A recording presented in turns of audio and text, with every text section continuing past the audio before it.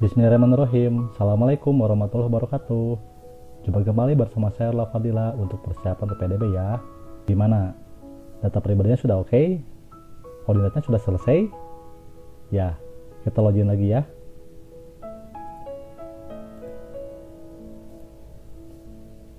Baik, sebelum kita menginjak ke persyaratan umum dan persyaratan khusus, pastikan data di biodata sudah oke semua ya. Jika masih belum bisa di-save, silahkan dicoba lagi login, kemudian validasi, dan save. Semuanya harus sama. Data kakak dengan data di website PPDB harus sama. Kemudian untuk koordinat juga harus sama. Pastikan titik koordinatnya seperti ini kodenya. Contoh ini ya, min 6.902.107.664.224. Inilah dia titik koordinat rumah kita. Jika bukan kode ini, maka itu akan null, maka tidak bisa disebut dengan titik koordinat. Setelah yakin, kemudian klik simpan. Baik, ini yang ditunggu-tunggu. Sekarang kita masuk ke persyaratan umum dan persyaratan khusus. Klik persyaratan umum, maka akan muncul data NIK kita. Kemudian ada form isian nomor kakak. Ini silakan isi, kemudian klik cek data. Ketika kita cek data, akan kembali ke biodata yang sudah kita input. Ini adalah tampilan cek data. Memuat informasi NIK, nomor kakak, nama pendaftar, jenis kelaminnya, tempat tanggal lahir, provinsi, kota, kecamatan, kelurahan, RT, RW, dan alamatnya. Ini harus sama dengan kakak. Ini ada captionnya nih.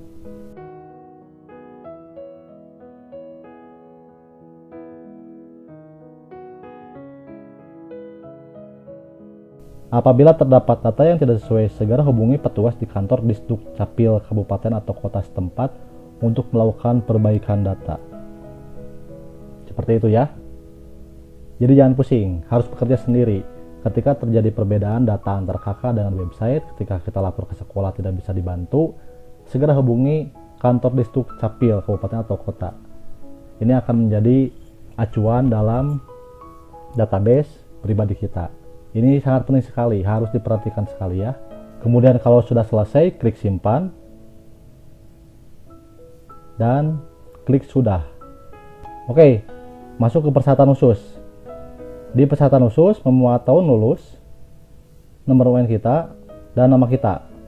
Perhatikan ya, jalur pendaftaran yang ditampilkan di persyaratan khusus adalah jalur pendaftaran yang memerlukan upload scan dokumen. Berarti tidak semua jalur kan yang memerlukan upload scan dokumen, yaitu jalur KTM untuk kartu-kartu, ABK. ABK itu adalah berkebutuhan khusus. Kemudian jalur perpindahan orang tua atau anak guru, ya, upload data berkas kepegawaian orang tua. Dan prestasi kejuaraan, upload dokumen, piagam atau sertifikat. Jadi baik yang bertanya, untuk jalur prestasi, nilai rapot dan zonasi, mengapa tidak upload? Iya, karena nilainya sudah ada di database, jadi nggak ada yang perlu diupload. Betul? Ini dia penjelasannya. Jalur prestasi nilai rapot dan zonasi, serta jalur prestasi nilai rapot untuk SMK, unggulan dan kelas industri, dan RSMK untuk rapot umum SMK, tidak memerlukan upload. Karena sudah ada di database. Oke. Nah, yang paling penting, scan ini bukan fotokopi. Bukan kita fotokopi kartu, kemudian diupload. Bukan. Tapi kartunya kita scan. Berkasnya kita scan. Sertifikatnya kita scan. Kemudian diupload. Nah, untuk melihatnya, klik tombol lihat. Baik, bisa dipahami ya. Diulang kembali, yang harus diupload itu adalah jalur KTM, ABK, perpindahan orang tua, dan prestasi kejuaraan. Sedangkan untuk nilai rapot, zonasi, atau untuk SMK nilai rapot unggulan, kelas industri, atau nilai rapot umum, tidak memerlukan upload scan dokumen, karena sudah ada di database. Baik, satu lagi, yang diupload adalah scan dokumen asli, bukan fotokopi. Itu sangat penting. Perhatikan baik-baik, bukan fotokopi. Kemudian pilih jenjangnya.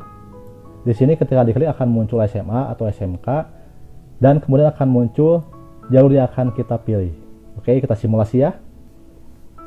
Baik, jenjang pendaftarannya saya pilih SMA. Kemudian jalur pendaftarannya KTM atau afirmasi ya, keluarga ekonomi tidak mampu. Nah, di video sebelumnya saya sampaikan mengapa kartu harus banyak, karena akan dilampirkan semuanya. Kartu Indonesia Pintar, kartu keluarga sejahtera, kartu Indonesia Sehat, dan masih banyak kartu lagi. Ini dia. KIP, kalian punya? Silahkan di-scan. KKS, scan. Kemudian drag image-nya ke dalam kotak. Drag, bukan di copy tapi di drag. Gimana ngedragnya? Kita akan praktek. Selanjutnya kartu program Keluarga Harapan, kartu sembako murah. Nah ini dia.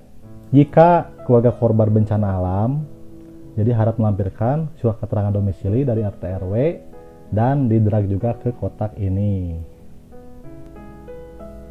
Sekarang kita akan simulasi drag kartu. Jadi diusahakan mengisi form ini di PC atau di laptop ya. Kalau di HP nanti akan susah untuk dragnya. Kita akan mulai drag KIP. Nah ini dia KIP. Ambil kartunya, masukkan ke kotak. Nah sudah muncul ya. Ini dia KIP. Kemudian kita akan drag kartu keluarga sejahtera KKS. Ini dia. Nah masukkan. Seperti itu, mudah ya. Harus berwarna. Kalau tidak berwarna berarti itu hasil fotokopian. Selanjutnya karena kita punya 3, kita akan drag KIS, kartu Indonesia Sehat. Oke. Setelah selesai memasukkan semua arsip kartu yang kita punya, kemudian ketik nama ayah kita atau kepala keluarga dan masukkan nik ayah atau kepala keluarga, bukan nik kita, bukan nik peserta didik, tapi nik kepala keluarga. Setelah selesai kemudian klik simpan. Itu adalah simulasi untuk jalur afirmasi atau KTM. Sebetulnya untuk jalur yang lain juga sama, tapi kita akan praktek ya. Oke, sekarang kita simulasi untuk jenjang SMA jalur perpindahan orang tua. Yang harus pertama kali drag yaitu surat pemindahan tugas dari instansi, lembaga atau kantor atau perusahaan ke sini. Kita akan praktek ya. Ambil ini suratnya dan drag. Nah, ini adalah contoh surat mutasi orang tua.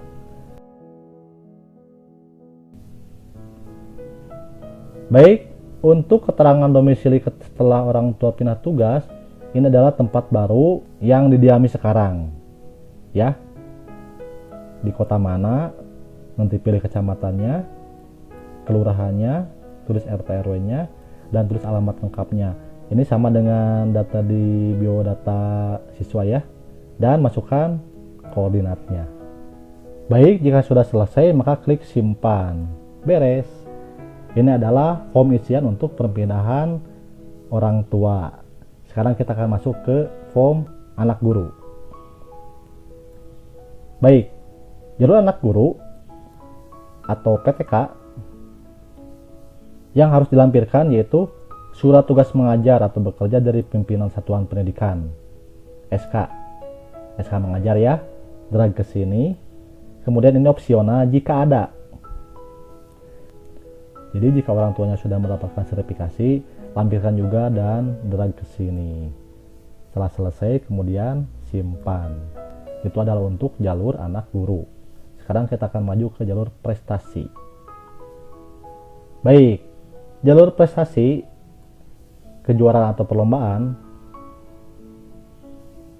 yang harus pertama diisi yaitu data prestasinya. Silahkan tulis nama prestasinya. Nama prestasi kita dapat dari mana? Dari sertifikatnya. Harus sama. Contoh turnamen voli. Jadi harus sama. Jangan kita membuat sendiri. Kemudian penyelenggaranya Kemdikbud atau Kemenag, atau di luar Kemdikbud atau Kemenag. Silahkan dipilih. Selanjutnya tingkatnya, internasional, nasional, provinsi, kota kabupaten. Selanjutnya peringkatnya. Nah, sertifikatnya, oke, kalian scan, bukan fotokopian, scan asli, kemudian drag ke sini. Selanjutnya, kalian harus mengunggah dokumentasi pendaftar saat kejuaraan, minimal 1. Oke, foto ketika kalian mendapatkan sertifikat, foto kalian sedang mendapatkan piala, atau ketika serah terima, atau ketika berlangsung perlombaannya. Ya, fotonya harus jelas. Kalau beregu berarti foto kitanya harus jelas. Oke, jadi ini tidak bisa dibohongi. Kita tidak bisa berbohong untuk membuat sertifikat palsu, karena kita harus menyertakan foto ketika perlombaannya. Setelah selesai, drag ke sini. Dan yang lebih keren lagi, jika perlombaan kalian diunggah ke YouTube, masukkan linknya ke sini. Ini akan menambah poin dalam jalur prestasi perlombaan atau kejuaraan. Ya, jika sudah selesai, simpan.